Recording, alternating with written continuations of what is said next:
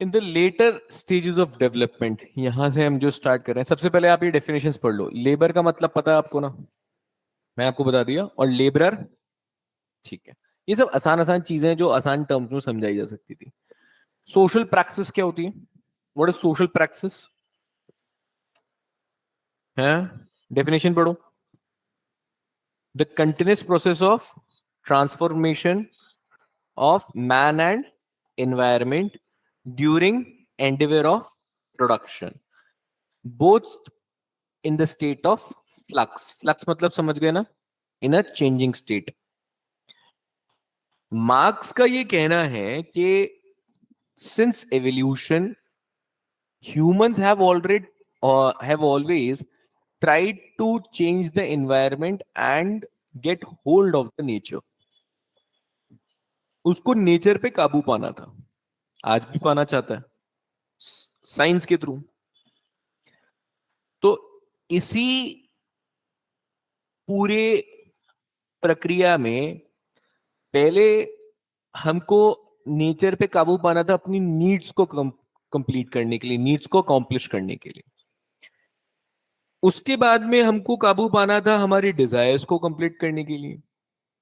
और हम बहुत सारे टूल्स और मैकेनिज्म यूज करते आए हैं इसके लिए। तो जैसे इन्वायरमेंट बदलता है वैसे हम भी बदल जाते हैं। देखो, जैसे ही लिविंग कंडीशंस बदल रही है, टेम्परेचर बदलता है, वैसे ही हमारा भी एडजस्टमेंट बदल जाता है। पहले आती सबसे पहले चाहिए था एसी, आज हम एसी बंद करने लग गए। पहले एसी की जरूरत ही नहीं थी 100 साल पहले, आज एसी बेयर मैंडेटरी हो गया।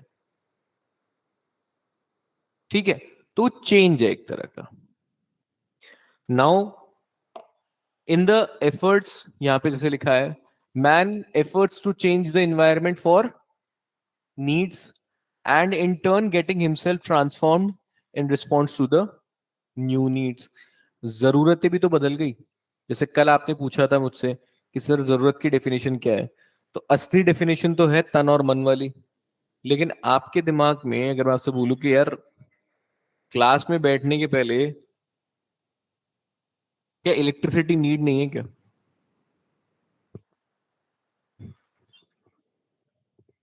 क्लास कैसे होगी? क्या टेक्नोलॉजी नीड नहीं है क्या? है ना? चाहे वो पेन हो, पेपर हो, बोर्ड हो, कैमरा हो, डिजिटल बोर्ड हो, एसी हो, कुछ भी हो। तो एसी हो गया, आपका पेन हो गया, ये सब कुछ किस पे बेस्ड है? टेक्नोलॉजी पे। क्लास होने के लिए क्या जरूरी है? कल इलेक्ट्रिसिटी चली गई, क्लास परसों नहीं हो पाई, तो क्या इलेक्ट्रिसिटी नीड्स नहीं है? तो क्या हम अपनी नीड्स के अकॉर्डिंग चीजों को नहीं बदलते? और नीड्स के साथ साथ हम भी बदल जाते हैं। पहले हमने नीड्स के लिए इन्वायरमेंट को बदला, फिर बदलते इन्वायरमेंट के साथ में हमारी नीड भी बदल गई। अब रोटी कपड़ा मकान तो आपको पता है मैनेज हो जाएगा, कोई खास बात नहीं है। अब नीड क्या है? Wealth accumulation. अब नीड क्या है? एसी चाहिए तो ओरिजिनल का ही चाहिए। पहले लाइट चली जाती थी, लोग छत पे चल जाते थे।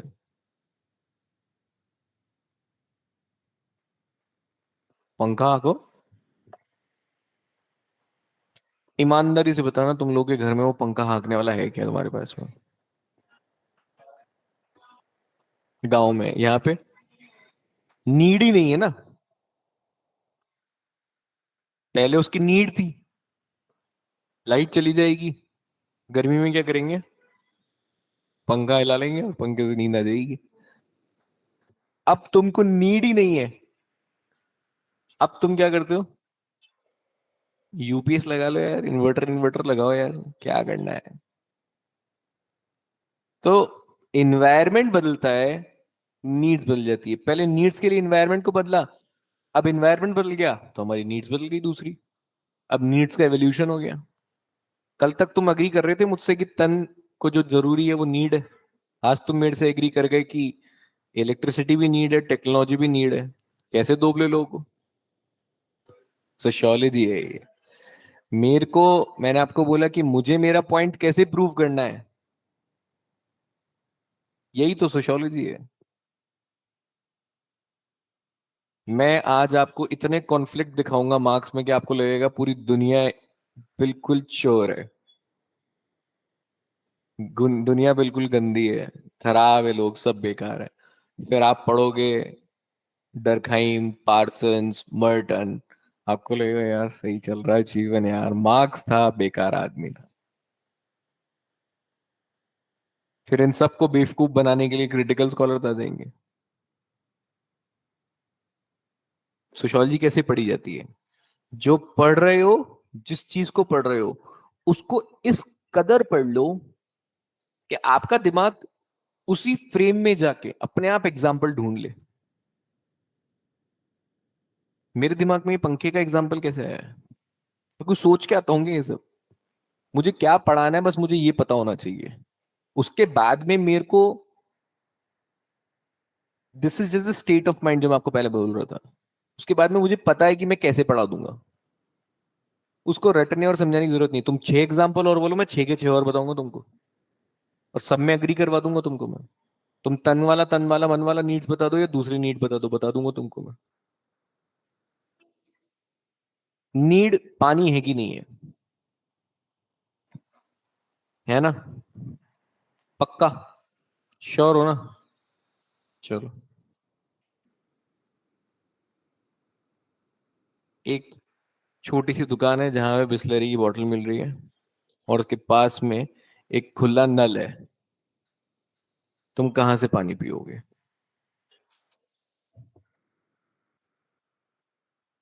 तो नीड पानी है या मिनरल वाटर है?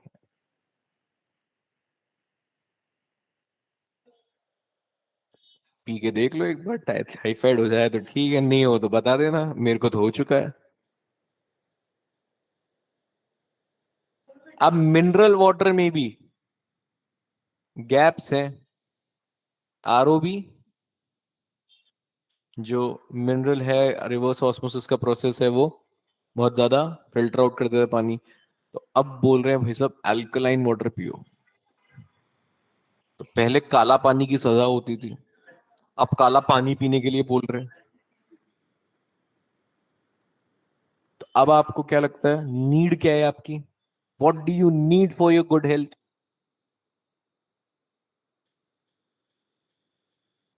Point proven.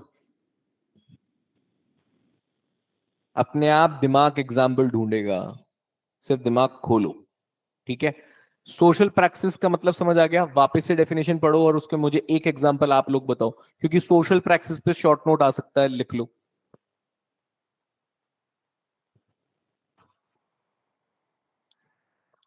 वो मूवी वूवी देखी तुम लोगों ने इसमें कि वो शायद टाइगर जिंदा है, जिसमें कटरीना कैफ ऐसा एजेंट निकल जाती है बाद में? या बहुत सारी और मूवीज सीरीज वीरीज आती हैं जिसमें एक हाउस वाइफ होती है बेचारी, कॉमन सी, बाद में वो रॉकी एजेंट निकलती है पाकिस्तान में। मजनू मूवी आई थी अभी सिद्धार्थ मल्होत्रा की, नहीं देखी? टाइगर जिंदा है देखिए, रॉ देखिए जॉन इब्राहिम की, राजी वाला देखा है? बेचारी वो कैसी मासूम सी दिखती है, भोली भाली नटखट सी, और बाद में इतनी बड़ी वो एजेंट निकल जाती है। तो तुमको नहीं पता कल को मैं ही अगर यूपीएससी का मेंबर निकल गया तो? क्योंकि ऐसा कैसे हो सकता है कि पेपर इतना प्रिडिक्ट हो पाए? ठीक है ना? तो मैं बोल रहा हूँ सोशल प्रैक्टिस आ सकता है।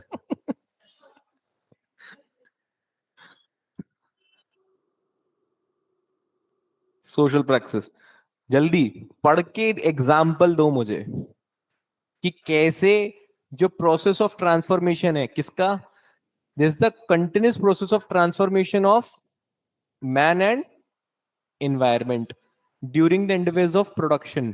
प्रोडक्शन के प्रोसेस में कैसे मैन और एनवायरमेंट दोनों ही बदलते जा रहे हैं। पहले man efforts to change the environment for the needs, and in turn getting himself transformed in response to the new needs.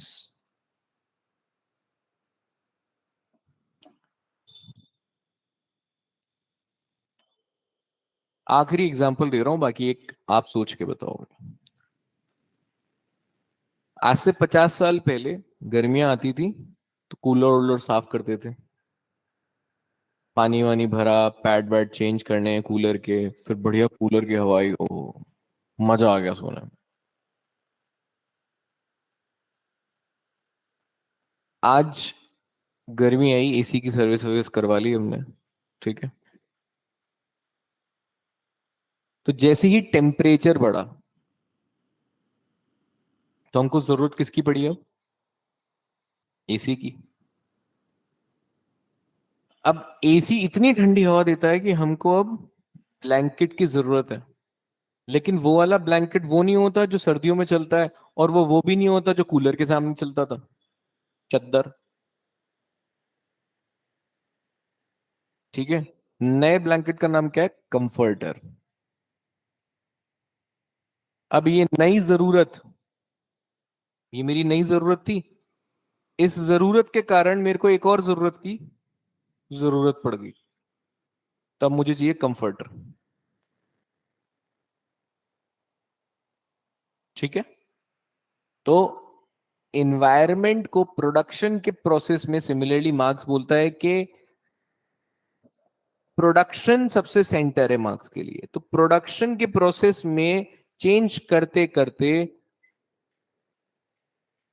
Environment और इंडिविजुअल दोनों ही ट्रांसफॉर्म हो जाते हैं।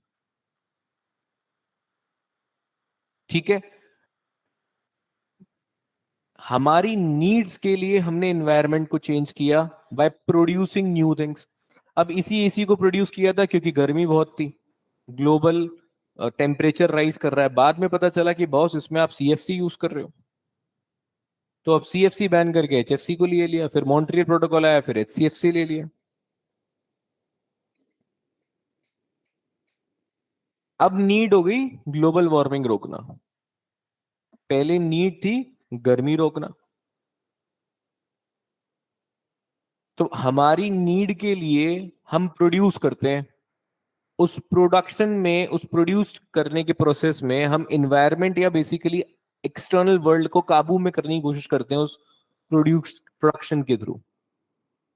वो हो गया इन्वायरमेंट। अब जब इन्वायरमेंट बदल गया, इंटर्न हमने क्या किया, इन्वायरमेंट को काबू करने के लिए, हमारी नीड्स को कॉम्प्लिश करने के लिए, पूरा करने के लिए हमने इन्वायरमेंट को बदला।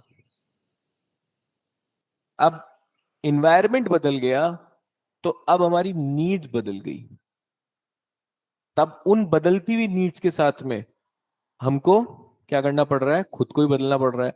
मास्क लगाने पड़ गए थे ना, इन्वायरमेंट बदल गया, और पहले आप एनवायरमेंट को बदल रहे थे, जब आप एनवायरमेंट बदल गया तो फिर आपको खुद को बदलना पड़ गया, मास्क नीड हो गई।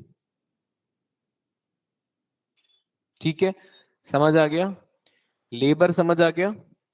ठीक है, अब लेबर की जो डेफिनेशन है उसमें एक चीज है कि लेबरर कौन होता है? जो लेबर पुट इन करता है, और लेबर क्या होती है? स्किल होती है। तो बॉस, जो नीड्स को पूरा करने के लिए मैंने एनवायरनमेंट को बदला या एनवायरनमेंट को कैप्चर करने की कोशिश की, तो how would a would such process takes place in the process of production? Labour के थ्रू। तो लेबर बेसिकली क्या है? Labour is a skill. Marks बोलता है लेबर क्या है? एक क्रिएटिव एक्सचेंज, किसके किसके बीच में? मैन एंड, और वो क्रिएटिव एक्सचेंज किस प्रोसेस के थ्रू हो रहा है? प्रोडक्शन के प्रोसेस के थ्रू। तो एक प्रोसेस ऑफ प्रोडक्शन के थ्रू मैं मेरे क्रिएटिव स्किल्स को डिलीवर कर रहा हूं। एक प्रोसेस है जिसका नाम क्या है? प्रोडक्शन। किसको डिलीवर कर रहा हूं? एनवायरमेंट को, क्योंकि हर चीज एनवायरमेंट से तो डिराइव हो रही है आपकी। आपने ऐसी कौन सी चीज है जो खुद बना ली है? इसमें से हर चीज जो है वो सब एनवायरमेंट से निकली हुई है, रॉ मटेरियल सब एनवायरमेंट से आता है। तो creative exchange between man and his environment leading to the transformation of environment. अब जब एनवायरमेंट ट्रांसफॉर्म हो जाता है तो फिर हमको भी ट्रांसफॉर्म होना पड़ता है। बात समझ आ गई? तो हमने अपने स्किल्स से एनवायरनमेंट को बदला। नीचे वाली कहानी है सोशल प्रैक्टिस वाली, उसमें लेबर का रोल बता रहा हूं आपको मैं। अब पहले हमने अपने क्रिएटिव स्किल से एनवायरनमेंट को बदला। अब जब एनवायरनमेंट बदल गया तो उसके रिस्पॉन्स में हमको भी बदलना पड़ रहा है।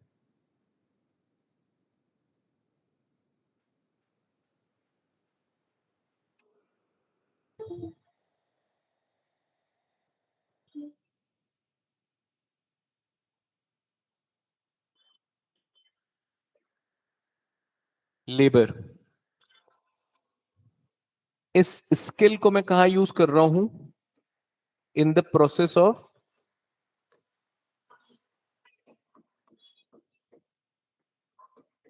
प्रोडक्शन।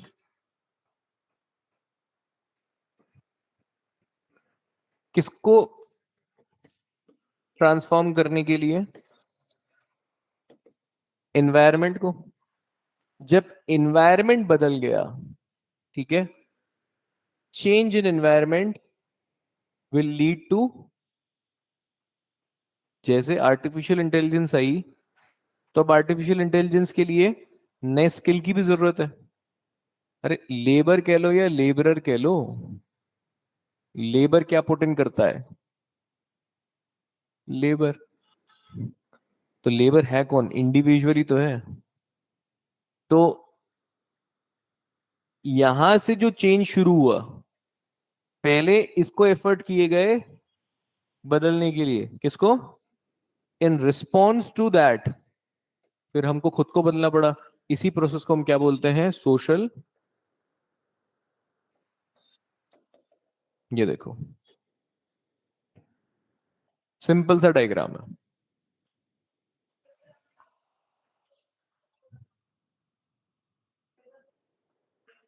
यही तो बोला, अब उनको स्किल को अपग्रेड करना पड़ेगा। अगर आपको टिके रहना है तो आपको अपने स्किल को बदलना पड़ेगा। पहले जो काम एक्सेल शीट में डेटा एंट्री के लिए आदमी बिठा रहे थे, अब वो आर्टिफिशियल इंटेलिजेंस खुद करना पड़ गया। तो अब आपको आर्टिफिशियल इंटेलिजेंस को सीखना पड़ेगा, चैट जीपीटी की प्रॉम्प्ट्स और कमांड्स को सीखना पड़ेगा। चेंज, अब एनवायरनमेंट चेंज हो गया, मार्केट कंडीशंस चेंज हो गई। अरे एनवायरनमेंट का मतलब एनवायरनमेंट सिर्फ ये एनवायरनमेंट नहीं है, पेड़ पौधों को एनवायरनमेंट नहीं बोलते हैं। एनवायरनमेंट मतलब सोसाइटी,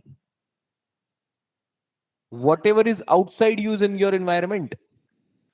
तो जैसी सोसाइटी बदलती है तो सोसाइटी की रिस्पॉन्स में हमको भी बदलना पड़ जाता है, हमारी भी जरूरतें बदल जाती है। हमको बदलना क्यों पड़ जाता है? क्योंकि हमारी जरूरत बदल गई।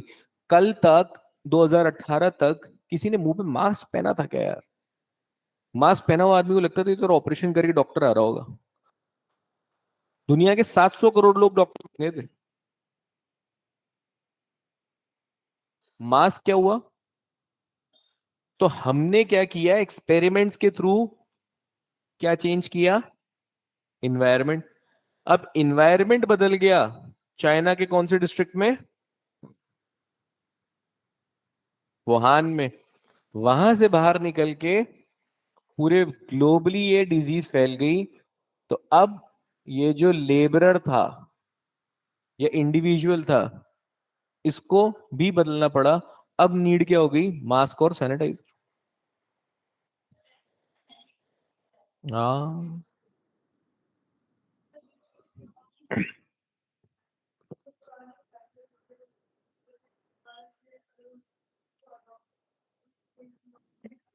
रिसर्जेंस। मिट्टी के बर्तन।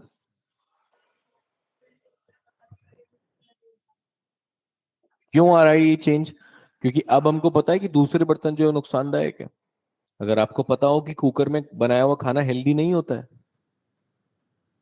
बहुत बेहतरीन अगर खाना अगर आपको टेस्ट करना है तो देगी में खाना बनाओ। देग बुद्धि से बोलते हैं, खुले बर्तन में खाना बनाओ। दाल अगर आपको है, दाल गलानी नहीं चाहिए, दाल पकानी चाहिए। एक न्यूट्रिशनिस्ट है जिससे मैं अभी कंसल्ट कर रहा हूँ, उसने बताया कि आप अगर कुकर में बनी हुई दाल खा रहे हो तो आप जहर खा रहे हो। आप रात को दाल भिगो और फिर उसको खुले बर्तन में बनाओ, देग में। कोई भी, मतलब अगर आप स्लो मंदी आंच पे कोई चीज बनाते हो तो बहुत बेहतरीन टेस्टी बनती है। तो ये क्या है? अब वो मिट्टी के बर्तन का कंसेप्ट आने लग गया, मिट्टी के तवा का कंसेप्ट आने लग गया, मिट्टी की तवा यूज करने लग गए हैं ना। तो ये सब क्या है? चेंजिंग एनवायरनमेंट के साथ में चेंजिंग नीड्स। अब हमारी नीड क्या है? पहले हमारी नीड थी कि हमको वैरायटी ऑफ चीजें खानी है। अब हमको उस वैरायटी ऑफ चीजों में से भी सबसे हेल्दी चीज खानी है। आपको अगर मैं पनीर टिक्का खाने के लिए बोलूं, तो क्या आप एक सड़क पे रैंडम ठेले वाला पनीर टिक्का खाना पसंद करोगे, या एक क्लीन सी जगह जहां पे आपको पता है कि यार ये पनीर यहाँ ठीक मिल सकता है? क्योंकि आपको पता है कि वो 150 रुपए की प्लेट आपको फूड पॉइजनिंग दे सकती है। तो बात अब पनीर की नहीं है, बात अब है हेल्दी पनीर की। Getting it? तो यही सब कंसेप्ट है, सोशल प्रैक्टिस, और ये समझ आ गया? चलो, फिर हम आते हैं कि जैसे मैंने आपको कल बताया कि यहां पे एक होता है आरओपी, रिलेशनशिप प्रोडक्शन, और दूसरा, दो तरह के एफओपी होते हैं, एक एब्स्ट्रैक्ट और कंक्रीट बोले तो, और एब्स्ट्रैक्ट बोले तो। आरओपी में दो आरोपी होते हैं, एक गुनहगार और एक, अरे हिंदी वाला आरोपी नहीं रे, इंग्लिश वाला आरोपी। हैव और सोच में पड़ गए थे, वेरी गुड, कीप थिंकिंग। फिर आते हैं हम, अब ये दोनों चीज मिलके क्या बनाती है आपका? वैसे अगर टेक्निकली देखे तो क्या होता है ये? अरे मोड्स ऑफ, ऊपर वाला कैलकुलेशन देखो ना, इन दोनों से मोड ऑफ प्रोडक्शन बनता है। अब मोड ऑफ प्रोडक्शन क्या है? बेसिकली एक सोसाइटी की स्टेज या कैरेक्टरिस्टिक। तो मार्क्स के अकॉर्डिंग किसी भी सोसाइटी की कैरेक्टरिस्टिक्स कैसे डिटरमाइन होगी कि वो किस तरह से प्रोड्यूस कर रही है, इससे या इससे, ये डिटरमाइन होगा कि ये कैसे होंगे। तो मोड ऑफ प्रोडक्शन बेसिकली किसका पार्ट होगा? अरे प्रोडक्शन किसका पार्ट होता है? और रिप्रोडक्शन ये सुपर स्ट्रक्चर का पार्ट है। जो भी चीज इकोनॉमिक एक्टिविटीज से रिलेटेड है वो सब किसका पार्ट होगा? तो एमओपी किसका पार्ट हुआ? इंफ्रास्ट्रक्चर का। तो इंफ्रास्ट्रक्चर किसी भी सोसाइटी का, या मोड ऑफ प्रोडक्शन किसी भी सोसाइटी का, इंफ्रास्ट्रक्चर रिफ्लेक्स क्या करता है? दिस इज हाउ द कहानी गोज। ये दोनों इकोनॉमिक इंफ्रास्ट्रक्चर के पार्ट है which reflects your mode of production, मतलब characteristic of society, the identity of society. ठीक है? Any historical mode of production, एक एक वर्ड समझते जाना, बहुत सोच समझ के लिखा गया है यहाँ पे। हिस्टोरिकल समझ गए, क्योंकि मार्क्स को 4 हिस्ट्री की स्टेज और 2 फ्यूचर की स्टेज।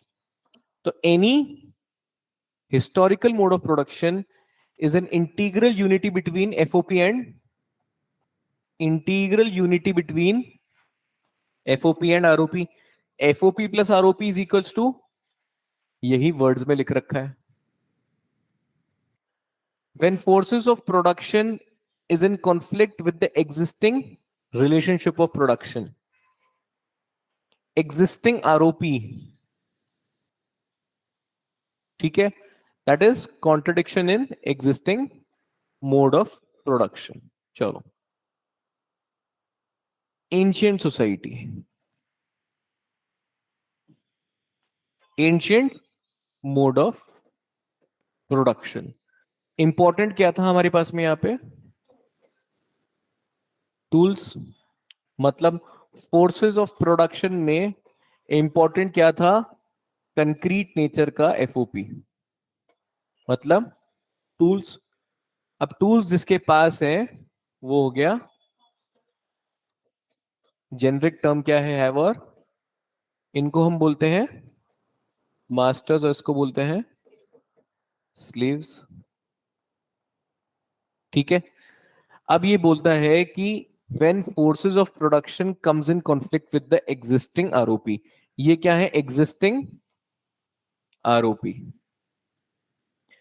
अब नई फोर्सेस ऑफ प्रोडक्शन आएगी, क्योंकि चेंज हमेशा कहां से स्टार्ट होगा? फोर्सेस ऑफ प्रोडक्शन के through. ROP is just a reflection of who owns और who is the owner of means या फोर्सेस ऑफ प्रोडक्शन।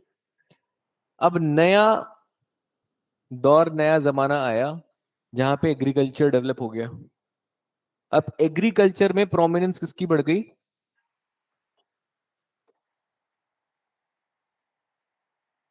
नए टूल्स और मैकेनिज्म्स आ गए, नए मैकेनिज्म्स आए। ये है नया एफओपी। अब ये नया एफओपी इससे कॉन्फ्लिक्ट में आएगा, क्योंकि ये किस पे डिपेंडेंट है? क्योंकि टूल्स है, जब तक टूल्स का डोमिनेंस है तब तक आप मास्टर हो, लेकिन लैंड का डोमिनेंस हुआ तो आप मास्टर होगे क्या? आपके पास लैंड है क्या? आपके पास में टूल्स है। जब तक आपके पास में टूल्स नहीं है तब तक आप क्या हो? स्लेव्स। अब यहां पे नया फोर्सेस ऑफ प्रोडक्शन एंटर होना शुरू होता है। डेवलपमेंट स्टेजेस के डेवलपमेंट के साथ, टाइम के प्रोग्रेशन के साथ में नया क्या स्टार्ट होता है? नए फोर्सेस ऑफ प्रोडक्शन इंट्रोड्यूस होने शुरू होते हैं। अब नया फोर्सेस ऑफ प्रोडक्शन किसके साथ में कॉन्फ्लिक्ट में आएगा? एग्जिस्टिंग रिलेशनशिप ऑफ प्रोडक्शन, जो कि पहले से चले आ रहे हैं। आप लोगों ने जमींदार्स को रिजेक्ट किया कि नहीं किया मनी के आने के बाद में? लैंड टेन्योर सिस्टम को रिजेक्ट किया कि नहीं किया? क्यों किया? प्रोमिनेंस खत्म हो गई ना। तो प्रोमिनेंस खत्म हो गई एफओपी की। अब ये नया एफओपी आया, तो अब ये क्या कर रहा है? ये इसके साथ में कॉन्फ्लिक्ट में आ रहा है। इस कारण से ये जो एंशियंट मोड ऑफ प्रोडक्शन है, अब या तो ये मास्टर्स इस नए एफओपी को कैप्चर कर लेंगे। क्यों? अरे बॉस, ये तो चाहते हैं कि यार ये टूल्स बरकरार रहे। लॉ ऑफ डायलेक्टिक्स देखते जाना। स्टेटस को चाहते हैं, और ये चाहते हैं कि स्टेटस को, ये चाहते हैं कि रेडिकल चेंज है, कुछ नया है भाई, लैंड आ जाए। और ये चाहते हैं कि लैंड नहीं आए, टूल्स बरकरार रहेंगे तो हम मास्टर बने रहेंगे। लेकिन वक्त के साथ साथ जब लैंड की प्रोमिनेंस बढ़ती जाती है, तो फिर क्या होता है? अब आपको अल्टीमेटली इस पे आना ही पड़ेगा। आपको लैंड पे पोशंपा भाई, पोशंपा, लाल किला, अब तो जेल में आना पड़ेगा और जेल की रोटी। तो लैंड पे आना ही पड़ेगा, क्योंकि प्रोग्रेशन ऐसा ही हो गया। कुछ टाइम बाद में आपने सोचा था आज से 20 साल पहले क्यूआर कोड स्कैन करोगे और पैसा पहुंच जाएगा। आज आपको कोई दुकान पे जाते हो, आप बोलते हो यार लो कैश ले लो, बोलता है अरे भाई साहब क्यूआर कोड कर दो, स्कैन कर दो ना, क्यों टाइम खराब कर रहे हो? सोचा था कभी? पोशंपा भाई, पोशंपा, अब तो जेल में। लैंड तो अडॉप्ट करना पड़ेगा, कैपिटल तो अडॉप्ट। तो या तो अब मास्टर इस रिसोर्स को कैप्चर कर लें, या ये स्लेव्स इसको कैप्चर कर लें। लेकिन कोशिश मास्टर्स की हमेशा क्या रहती है? क्योंकि टूल्स तो मेरे पास में है ना। तो जब तक टूल्स हैं, टूल्स पे डोमिनेंस मेरा है, तब तक मैं क्या हूं? मास्टर। तो जो लोग यहां पे रेडिकल चेंज,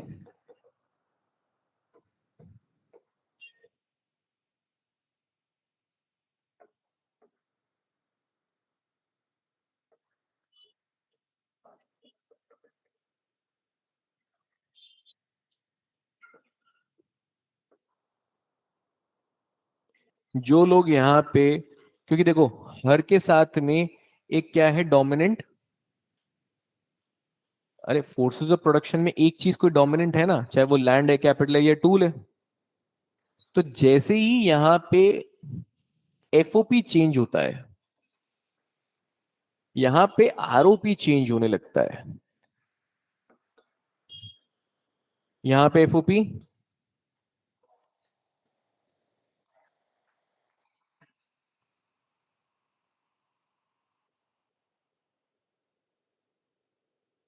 तो नए एफओपी के आने से एग्जिस्टिंग आरओपी क्या होता है, चेंज हो जाता है।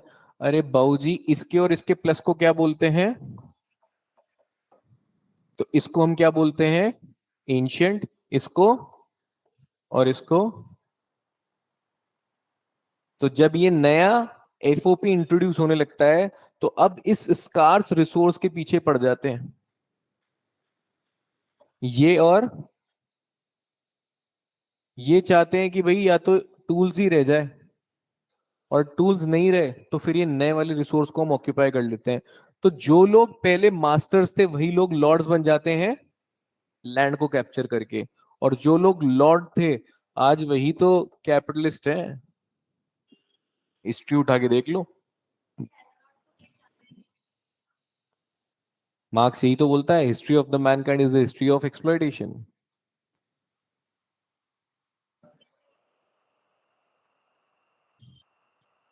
मार्क्स के लिए सबसे इंपॉर्टेंट कैपिटल है, कैपिटल के बिना कुछ भी नहीं है।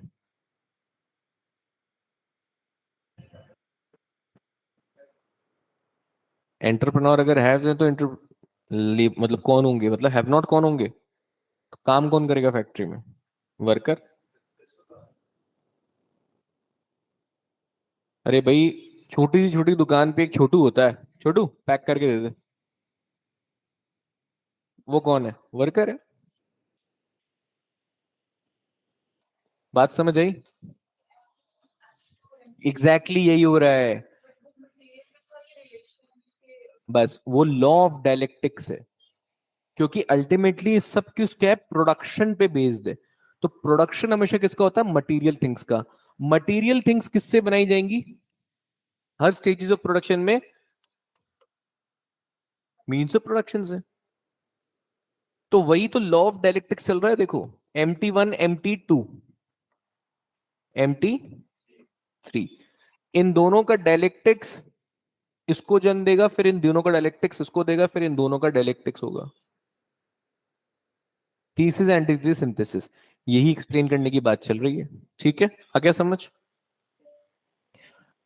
अब जैसे ही एफओपी नया आएगा, it will come in conflict with the existing ROP. तो वहां से क्या स्टार्ट होंगे, कॉन्ट्रोडिक्शंस इन द एग्जिस्टिंग, यहां पे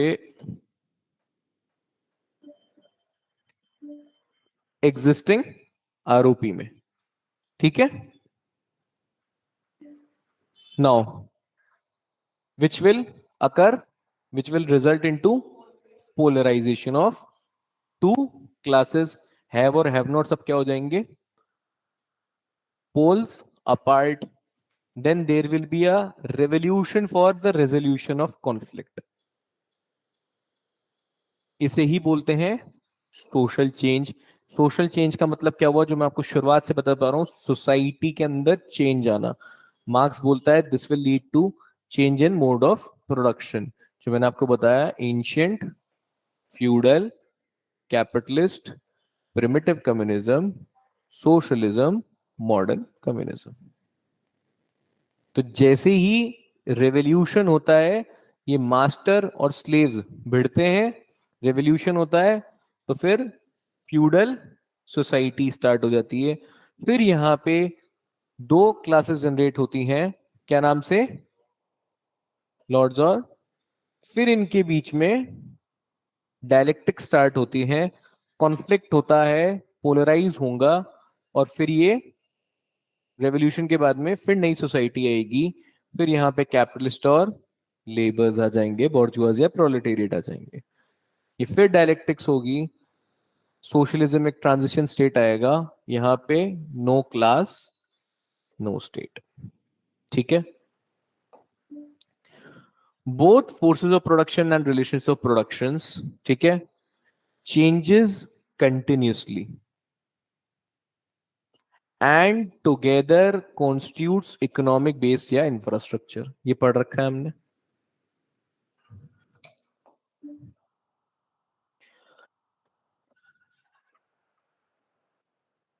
ये ध्यान रखो बस, क्या लिखा हुआ है, बोथ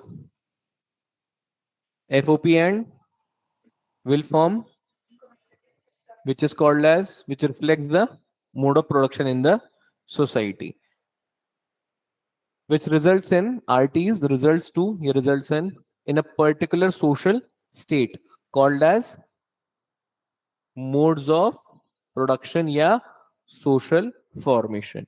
यही बात को यहां लिखा गया है.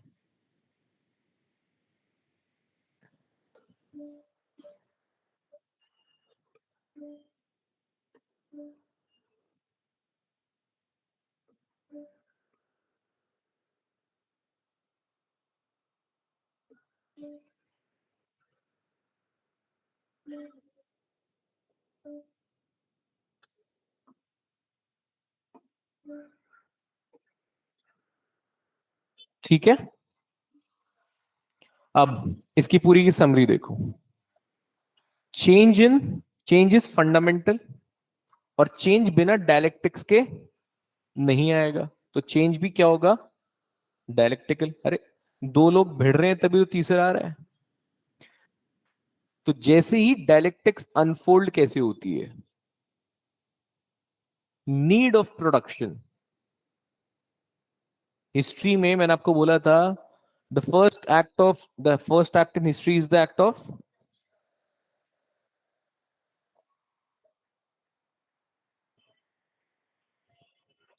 What distinguishes human being from an animal?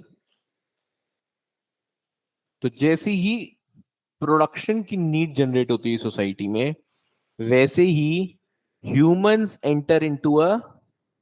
इसीलिए प्रोडक्शन क्या है? एक सोशल एक्टिविटी. क्योंकि प्रोडक्शन हमको एक सोशल रिलेशनशिप में लाता है. एक कोऑपरेटिव एंटरप्राइज से प्रोडक्शन अकेले नहीं हो सकता. इस नीड ऑफ प्रोडक्शंस के कारण आरओपी जनरेट होंगे ऑफ कोर्स, क्योंकि जब आप प्रोड्यूस करने जाओगे तो रिसोर्सेस किसी और के पास हैं, और आप या तो स्लेव हो, या सर्फ हो, या वर्कर हो. तो ये रिलेशनशिप ऑफ प्रोडक्शन क्या होते हैं? Indispensable, independent, and correspond two distinct modes of production. Her mode of production में अलग अलग नाम है. मास्टर स्लेव, फ्यूडल लॉर्ड्स, और any modes of production determines superstructure, and it is restrictive, prescriptive, and FOPR dynamic. क्योंकि change कहां से start होता है? फोर्सेस ऑफ प्रोडक्शन में चेंज आता है, तब आरओपी में चेंजेस आता है. सुपर स्ट्रक्चर समझ आ गया ना? क्योंकि बॉस नीचे की नींव किसकी थी? Infra structure. इस इंफ्रास्ट्रक्चर का मतलब क्या है? Basically MOP, mode of production. Mode of production में सबसे इंपॉर्टेंट अगर चीज हम देखी जाए तो एफओपी, फोर्सेस ऑफ प्रोडक्शन. वो जिसके पास है उसी के बेसिस पे तो ऊपर की बिल्डिंग किसी और की और किसी और की नहीं है. तो ये जो इंस्टीट्यूशंस है, ये जो सोशल इंस्टीट्यूशंस है जितने भी, ये सारे सोशल इंस्टीट्यूशंस इस एफओपी के इनइक्वालिटीज को ही तो रिफ्लेक्ट करेंगे कि किसी के पास में एफओपी है और किसी के पास में एफओपी. ये कौन हो गए? हैव्स. और ये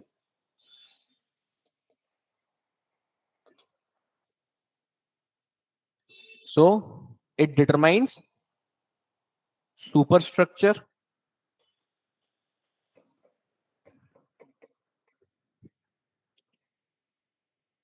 इट इज रिस्ट्रिक्टिव, प्रिस्क्रिप्टिव. कैसा होगा सुपरस्ट्रक्चर वो भी यही बताएगा. एंड एफओपीआर, क्योंकि एफओपी में चेंजेस आते ही सोशल स्ट्रक्चर में भी चेंजेस आ जाते हैं. नए फोर्सेस ऑफ प्रोडक्शन एंटर करती है, नए टेक्नोलॉजी एवोल्यूशंस डेवलप होते हैं, फोर्सेस ऑफ प्रोडक्शन की ओनरशिप बदल जाती है. एग्जिस्टिंग आरओपी में कॉन्फ्लिक्ट शुरू हो जाता है कि नए एफओपी को पकड़ो। आज दुनिया आर्टिफिशियल इंटेलिजेंस के पीछे पागल है कि नहीं है? आज उनको पता है कि आर्टिफिशियल इंटेलिजेंस पे काबू पा लिया तो आने वाले 100 साल हमारे। इसी तरीके से 100 साल पहले इंटरनेट के पीछे रेस थी। आज से 50 साल पहले टेलीफोन की रेस थी, मोबाइल कम्युनिकेशन नेटवर्क की। लैंडलाइन को रिप्लेस करना था मोबाइल से। फिर रेस हुई कि यार ये कीपैड वाले फोन की जगह अगर टच फोन आ जाए तो। हमको मैट्रिक्स जैसी मूवी में देख के लगता था यार ये तो फालतू, ऐसा थोड़ी होता है। कोई सामने इधर यूएस में बैठा है, उसकी प्रोजेक्शन मीटिंग आ गई है, और आज हमको पता है ऐसा होता है। आप जाते हो किसी शादी वादी में, आजकल लगते हैं वो एंट्री गेट पे, क्या बोलते हैं उसको, कोल्ड, वो कार्बन डाइऑक्साइड जो होती है तो उसके पीछे एक वो प्रोजेक्टर लगा रहता है, उससे आपको लगेगा कि वो क्या है। यही तो थी मैट्रिक्स जो हम 20 साल पहले देखते थे। नहीं, तो एग्जैक्टली यही कि आने वाली चीज को आप कैप्चर कर लो तो आप बन जाओगे हैव। तो आज आर्टिफिशियल इंटेलिजेंस कौन कैप्चर किया आप देखो। चैट जीपीटी किसका है? चैट जीपीटी किसका है?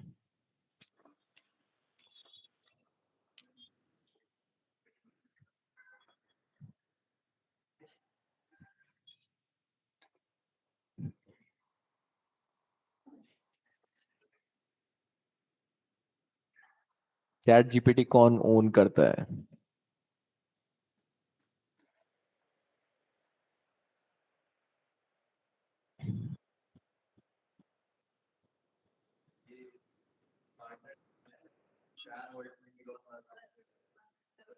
समझ आ गया? हैव ही हैव बना है, इसीलिए मास्टर ही लॉर्ड बनता है, और लॉर्ड ही जो उस टाइम के जमींदार थे वो आज के कैपिटलिस्ट हैं। ये जो जेआरडी टाटा थे, पुरुषोत्तम दास ठाकुर दास थे, लाला श्रीराम थे, ये लोग कौन थे?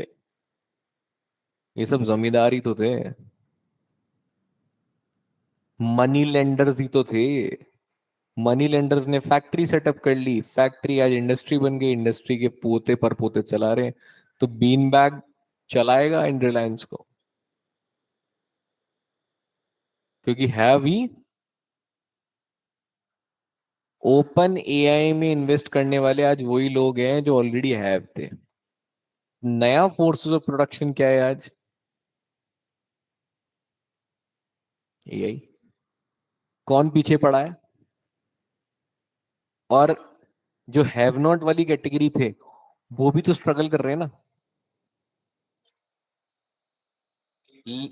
है। हाँ, तो मैंने ये बोला ना, स्ट्रगल कर रहे हैं। बस आज के इकोसिस्टम में फर्क ये है कि एक स्टार्टअप होता है जो यूनिकॉर्न स्टार्टअप बन जाता है। आज अपॉर्चुनिटीज हैं, लेकिन मार्क्स के अकॉर्डिंग वो अपॉर्चुनिटीज एग्जिस्ट नहीं करती थी कैपिटलिस्ट सोसाइटी में।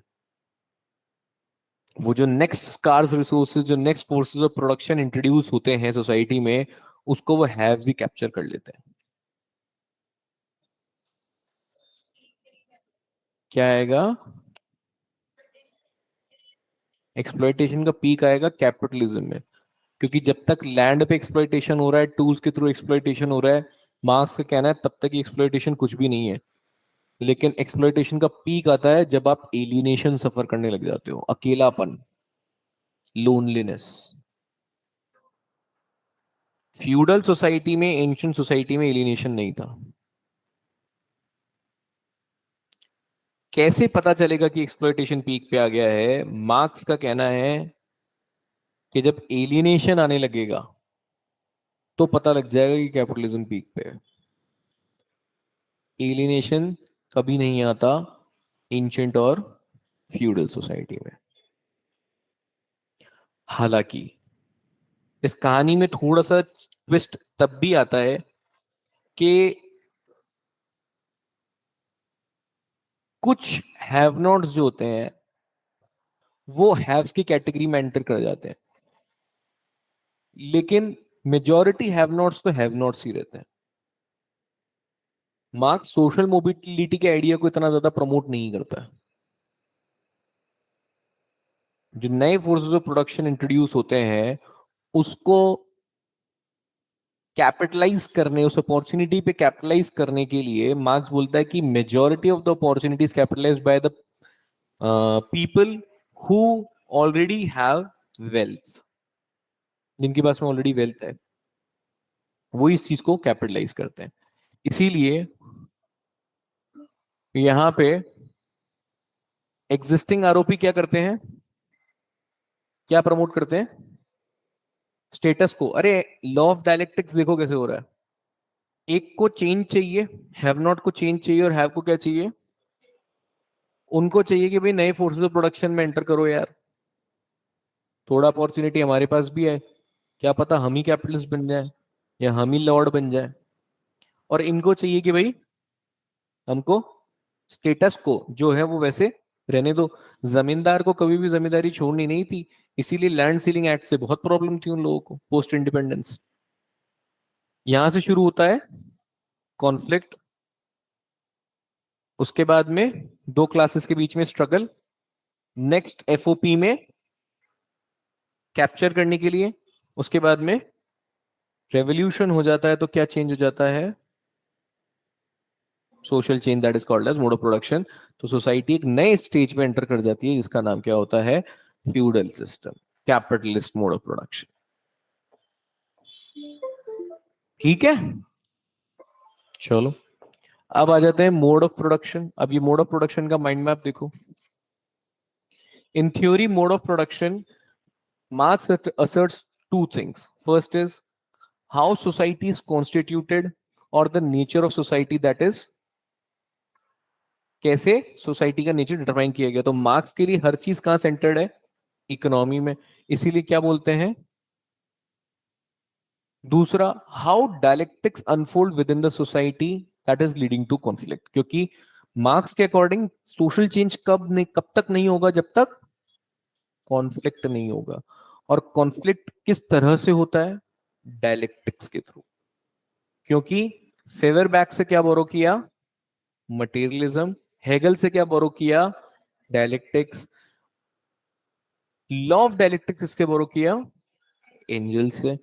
तो मार्क्स के अकॉर्डिंग अगर सोशल चेंज हो रहा है तो वो सोशल चेंज सिर्फ और सिर्फ तब होगा जब कॉन्फ्लिक्ट होगा। पीसफुल सोशल चेंज हो ही नहीं सकता। और कॉन्फ्लिक्ट होने का कारण क्या है, कैसे, क्या मैकेनिज्म है, ऊपर डायलेक्टिक्स, अनफोल्डिंग ऑफ डायलेक्टिक्स। तो यही बोलता है कि ये एमओपी की थ्योरी में दो चीजें देखना चाहता है। पहला कि ये जो सोशल चेंज है ये कैसे हुआ, मतलब डायलेक्टिक्स कैसे अनफोल्ड होती है, कैसे दो लोगों के, दो एग्जिस्टिंग रिलेशनशिप और प्रोडक्शंस के बीच में डायलेक्टिक्स होना शुरू होता है, क्यों होती है डायलेक्टिक्स। दूसरा, नई सोसाइटी कैसे कॉन्स्टिट्यूट होती है। फिर उसके बाद में पुरानी सोसाइटी अगर खत्म होती है तो नई सोसाइटी फिर कैसे कॉन्स्टिट्यूट होती है। So there are two ways of unfolding the dialectics. देखो पहला, फर्स्ट वे क्या है, डायलेक्टिक्स बिटवीन द एग्जिस्टिंग, मतलब रेजिस्टिव आरओपी एंड द, पढ़ो आगे क्या लिखा है, रेजिस्टिव आरओपी मतलब जो रेजिस्ट कर रहे हैं चेंज को। तो ये क्या बोलेंगे, the existing value system of superstructure over a time socialises and legitimises the relation. तो स्लेव और मास्टर का रिलेशन लेजिटिमाइज हो गया था, ठीक है, जमींदार और पीजेंट्स का भी हो गया था, लॉर्ड और सर्फ का भी हो गया था। तो वक्त के साथ साथ क्योंकि इकोनॉमिक इंफ्रास्ट्रक्चर में जो चेंज आया है, जो लॉर्ड और सर्फ का रिलेशनशिप स्टैब्लिश हुआ है, उस रिलेशनशिप को वक्त के साथ साथ जो सोसाइटी के सुपर स्ट्रक्चर्स हैं, इंस्टीट्यूशंस हैं, जो रिलीजन है, जो कल्चर है, जो स्टेट है, ये नीचे वाले सुपर इंफ्रास्ट्रक्चर को लेजिटिमेसी प्रोवाइड करता है by various norms, by various laws, by various क्या, प्रैक्टिसेस। सती एग्जाम्पल के तौर पे ले लो, जमींदारी प्रिविलेंट प्रैक्टिस था, किसी को दिक्कत नहीं थी। सती प्रिविलेंट प्रैक्टिस था, किसी को दिक्कत नहीं थी। डाउरी प्रिविलेंट प्रैक्टिस थी, किसी को दिक्कत नहीं थी। Child discrimination, foetus killing prevalent practice थी, किसी को दिक्कत नहीं थी। आज है, लेकिन तब क्यों नहीं थी? क्योंकि आज के वैल्यू सिस्टम में चेंज है, आज के परसेप्शन में चेंजेस हैं, आज का कल्चर रेजिस्ट कर रहा है, आज के नॉर्म्स रेजिस्ट कर रहे हैं। इसीलिए सती खत्म हो गया, डाउरी खत्म होने की कगार पे है। Women empowerment discrimination, gender discrimination को चैलेंज कर रहा है। फीटस किलिंग आज एक क्राइम है, क्योंकि PCPNDT act is in force. तो किसी भी चीज को लेजिटिमेसी देने वाला कौन होता है? जो सोसाइटी का सुपर स्ट्रक्चर होता है। मार्क्स कहता है नीचे की जो ये एग्जिस्टिंग रिलेशनशिप प्रोडक्शन हुए हैं, चाहे वो मास्टर स्लेव के हों, या जमींदारी पीजेंट्स के हों, या फ्यूडल लॉर्ड्स के हों सर्फ्स के साथ में, या कैपिटलिस्ट और वर्कर्स के हों। आज आपको पता है ना कि वर्कर्स फैक्ट्री में काम कर रहे हैं, तो आपको उससे प्रॉब्लम है क्या? नहीं है ना? क्यों? लेजिटिमेसी है। किसने लेजिटिमेसी दी है? स्टेट ने, सोसाइटी ने, कल्चर ने, नॉर्म्स ने। रिलीजन बोलता है आपकी कर्मों की सजा है। लॉ बोलता है कि ठीक है, मिनिमम वेज एक्ट दे रहे हैं आपको, हम इतना पैसा आपको मिल जाएगा वेजेस का, आप काम करो। आप हड़ताल डिक्लेयर नहीं कर सकते हो, आपको परमिशन लेनी पड़ेगी। तो आज आपके लिए जो चीज सही है, वो उस टाइम पे फ्यूडल लॉर्ड्स के लिए भी ठीक थी, उस टाइम पे मास्टर स्लेव्स के लिए भी ठीक थी। तो ये क्या है? Resistive ROP. रेजिस्टिव क्यों? Because of the existing value system of the super structure, society के बारे, बाकी institutions. Over a time socializes and legitimizes the existing। दूसरे आते हैं हमारे पास में डायनेमिक एफओपी। डायनेमिक एफओपी क्या बोलता है?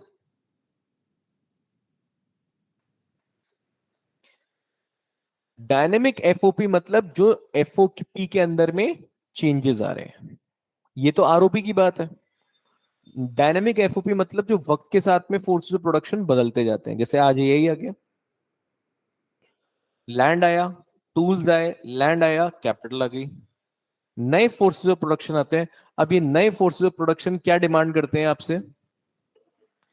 New relationship of production.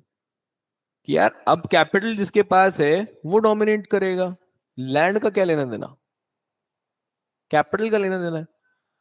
अब लैंड डोमिनेंट है तो टूल्स का क्या लेना देना?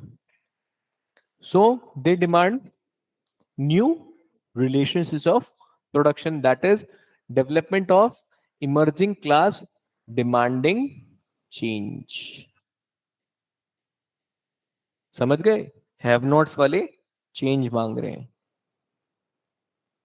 According to Marx, French revolution was a result of conflict between minorities, leading to transformation of the society from feudalism to, ये नो, ये minorities कौन है? haves। तो रेवोल्यूशन से क्या आया? फ्यूडलिज्म ने किस, फ्यूडलिज्म को किसने रिप्लेस कर दिया? तो लैंड को किसने रिप्लेस कर दिया? सॉर्टेड। तो जो मेजॉरिटी थी, मतलब थर्ड एस्टेट वाली, मतलब हैव नॉट्स वाली, हैव नॉट्स वाले क्या डिमांड कर रहे थे? change। So a dominant class resist change। Estate one and estate two, and pressure for existing, रहने दो, यही चाहिए। उसके लिए फोर्स यूज करेंगे,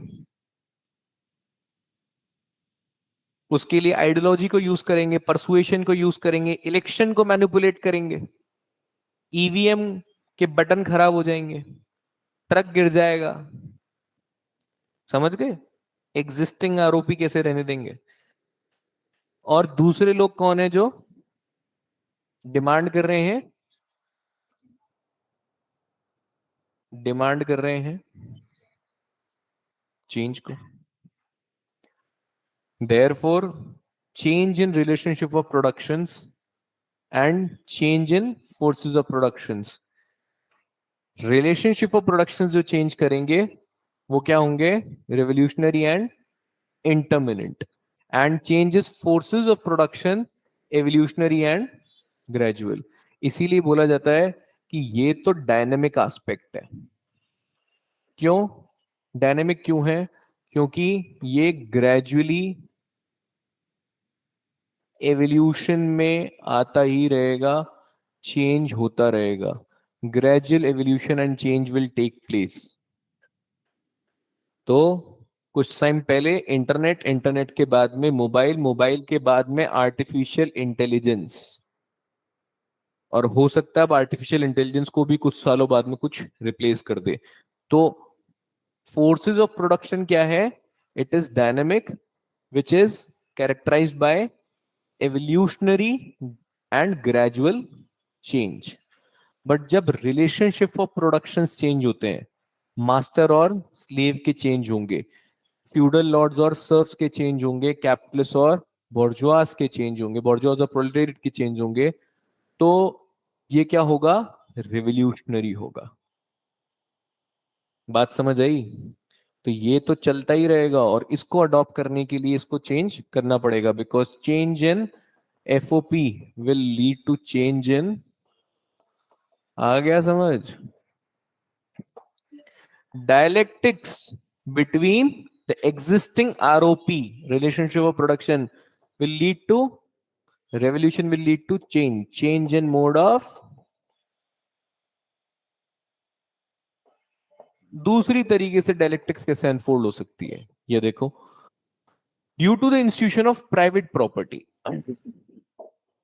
मतलब एक है हमारे पास में ओनरशिप क्लास जिसके पास में प्रॉपर्टी है, दूसरा है हमारे पास में नॉन ओनरशिप क्लास जिसके पास में private property.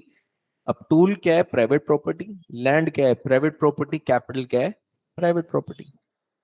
Society gets divided into have and by virtue of control over tools, land and ownership class, and denies the non-ownership class of their interest। यहां से कॉन्ट्रडिक्शन स्टार्ट होते हैं over what? Ownership of private property. इस ownership को जो मैंने आपको बताया, और अभी मार्क्स ने भी बोला, 1% of the population controls 99% of the resources. Marks बोलता है कि जो ये फर्स्ट और सेकंड एस्टेट के लोग थे, यही फ्रेंच रेवोल्यूशन में इन्होंने कैप्चर कर रखा था। इन्हीं का नाम एंशिएंट सोसाइटी में मास्टर्स, फ्यूडल लॉर्ड्स और कैपिटलिस्ट। तो माइनॉरिटी ओनरशिप, माइनॉरिटी की ओनरशिप और मेजॉरिटी की नॉन ओनरशिप तो भिड़ेंगे। कब भिड़ेंगे? कहानी पे आ जाओ। कब भिड़ेंगे? जब ट्रू क्लास कॉन्शियसनेस आएगी, जब एक्सप्लॉइटेशन समझ आएगा।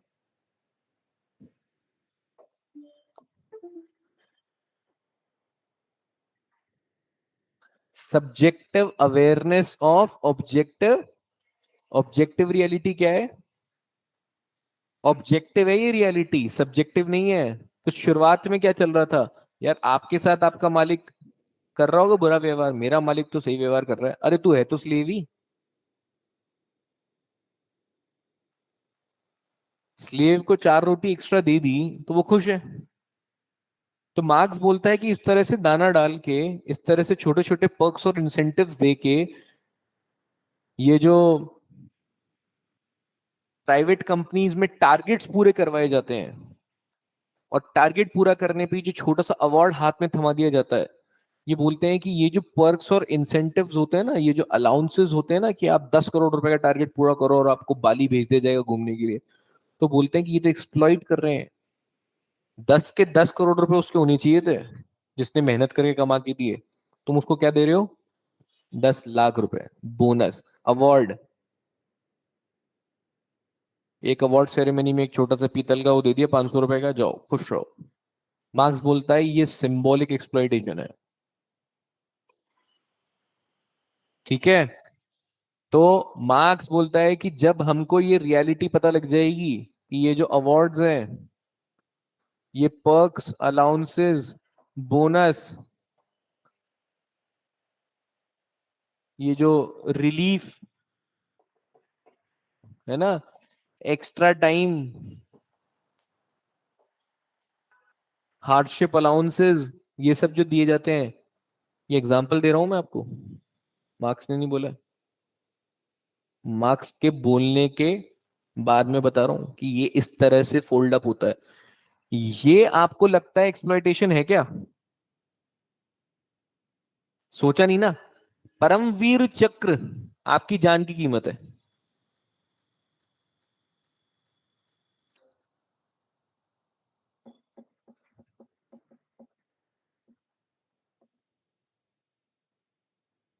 परमवीर चक्र आपकी जान की कीमत है।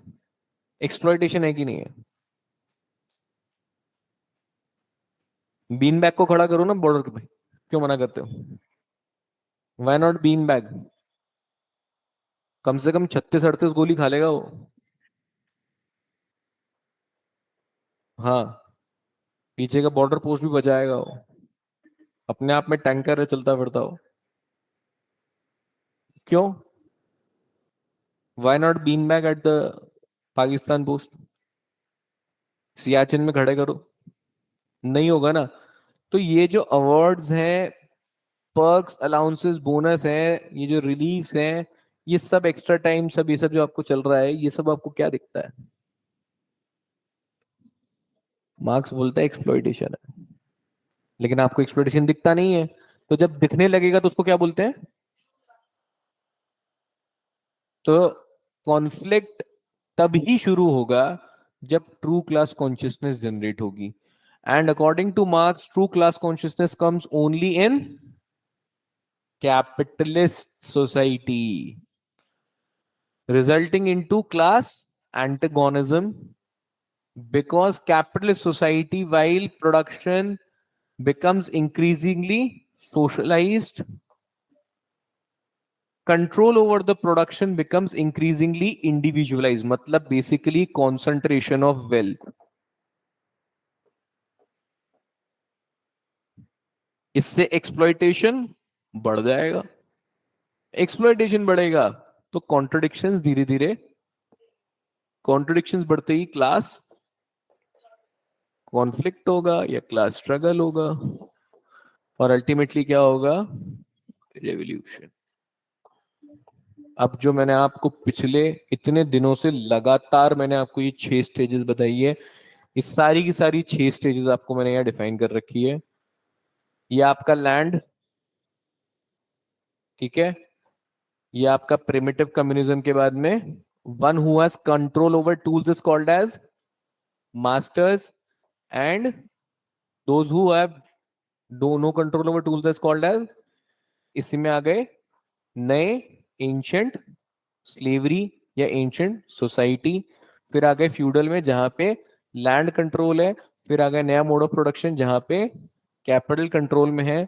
फिर आ गया ट्रांजिटरी स्टेट, एमओपी। फिर आ गया modern communism, that is called as, जहां पे क्लास नहीं है, स्टेट नहीं है और एलिनेशन भी नहीं है। ये हो गया आपका पूरा मोड ऑफ प्रोडक्शन। अब आपको सिर्फ ये 2 पेजेस आपको पढ़ने हैं, जो कि पिछले 7-8 दिनों की कहानी यहां पे लिखी है। अब आपको इसमें एक भी जगह दिक्कत नहीं आएगी। क्योंकि आपको टूल्स, लैंड्स, मास्टर, स्लेव रटवा दिया है मैंने 10 बार बोल के। ये हो गया आपका modes of production. Now what we are left with this alienation, और फिर आएगा हमारे पास में आपका क्लास एंड क्लास स्ट्रगल। ठीक है।